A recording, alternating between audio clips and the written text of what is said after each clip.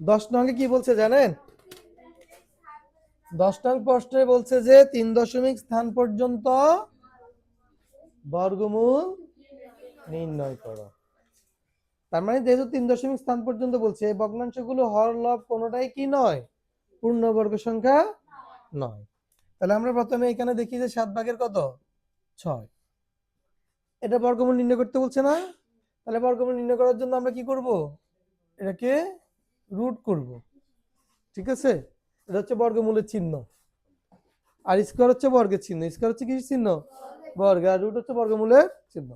এখন শুনেন, আমরা যে কাজটা করবো সেটা হচ্ছে আগে দেখতে হবে হরটা কি পূর্ণবর্গ সংখ্যা, না হর পূর্ণবর্গ সংখ্যা নয়। যদি পূর্ণবর্গ সংখ্যা না হয় তখন আমরা কি করব জানেন, এই হর এবং লবের সাথে হর যে সংখ্যাটা থাকবে ওই সংখ্যাটাই আমরা আবার গুণ দিব। মানে আমরা হরের যে সংখ্যাটা থাকবে না, ওই একই সংখ্যা হর এবং লবের সাথে গুণ দিব। না না, সেটা হবে না। এখন আপনাদেরকে একটা বিষয় বুঝাই বলি, সেটা হচ্ছে কি, হর এবং লবের সাথে আমরা কেন গুণ দিব,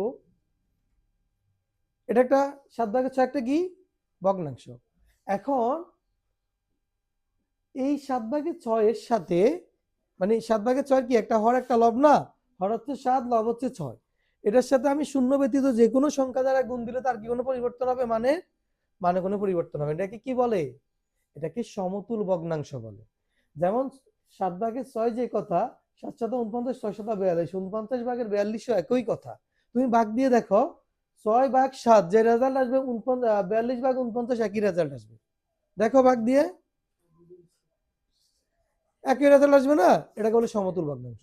তার মানে যে কোনো ভগ্নাংশ হর এবং লবের সাথে আমি যে কোনো একটি সংখ্যা, মানে হরের সাথে যা গুণ করবো লবের সাথে তা দিয়ে গুণ দিলে এই ভগ্নাংশের কোনো পরিবর্তন হবে না, এটা একই মান থাকবে।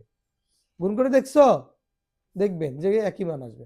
এখন শুনেন, এই 7 সাথে 7 গুণ দিলে কি হবে, 49, অথবা 7 স্কয়ার লিখতে পারেন, এখানে হচ্ছে 42। এবার দেখেন এই রুট, এটা হর লব দুটোর সাথে আছে না, 49 বর্গমূল কত বলেন তো, 7। 49 বর্গমূল রাইসে মনে থাকবে না, ভুলে যাবে আবার, 7। আর 42 বর্গমূল ইয়ের সাহায্যে, ক্যালকুলেটরের সাহায্যে বের করেন, কত হয়। আমরা দশমিকের পর অনেকগুলো সংখ্যা থাকবে, কেমন, আমরা কয়টা সংখ্যা লিখবো, 4 8 0 7, কয়টা, যদি 3 দশমিক স্থান পর্যন্ত বলে তখন আমরা 4টা সংখ্যা নিব। কয়টা সংখ্যা, 4টা সংখ্যা। এটারে ভাগ দেন 7 দিয়ে, 7 দিয়ে ভাগ দিলে কি হয়, 0.928। কয়টা নিছি, 4টা নিছি।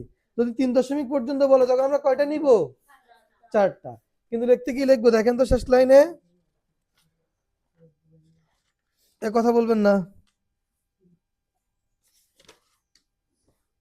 সুতরাং আসন্ন 3 দশমিক স্থান পর্যন্ত বর্গমূল, আসন্ন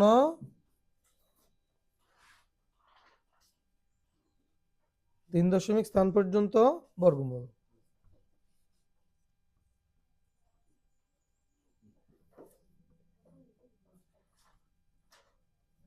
কি লিখবো দেখেন, কত দশমিক বলছে, 3 দশমিক। 3 দশমিক মানে বুঝেন, 3 দশমিক মানে হচ্ছে দশমিকের পরে আমরা কয়টা অঙ্ক নিব, 3টা অঙ্ক নিব। দশমিকের পরে 3টা অঙ্ক নিব, 1 2 3।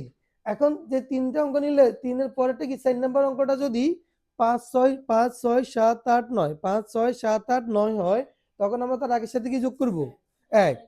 আর যদি 0 1 2 3 4 এর মধ্যে কোনোটা হয় তাহলে 1 যোগ করতে হবে না। যেমন এখানে 5, 5-এর পরে কি আছে 8 না, তাহলে 5-এর সাথে 1 যোগ করলে কি হবে, 6। তাহলে হবে 0.926। বুঝতে পারছেন 1 কেন যোগ হয়েছে, কারণ 4 নম্বর অঙ্কটা কত, 8।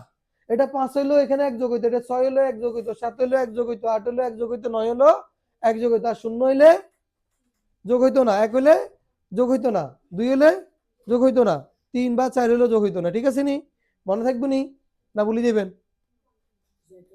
ভুলে যাবেন কেন, মনে রাখবেন তো, কি সুন্দর মতো গেছেন, ভুলে যেতেন না কিন্তু আসলে তো ভুলে যাবেন।